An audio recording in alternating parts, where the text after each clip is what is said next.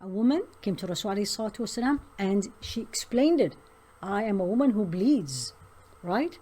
And I'm never clean. Imagine, say this, I'm never clean. What does this hadith teaches me? Number one, woman asked, and they never felt shy, and they asked about intimate things, asked about things makes us these days uncomfortable. You know how comfortable you are asking a sheikh male about bleeding. A lot of women feels uncomfortable. Well, here you are.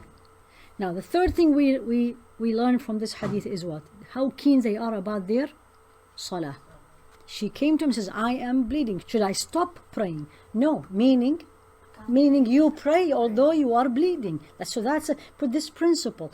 I am bleeding because we are subconscious. We have this belief that if I am bleeding, I should not pray. Right? Which is the essence, which is the basics. But also there is exceptions to the rule, and this is the source of it. If I am bleeding outside my period, I should pray. Because she said, should I stop praying? And he said, no.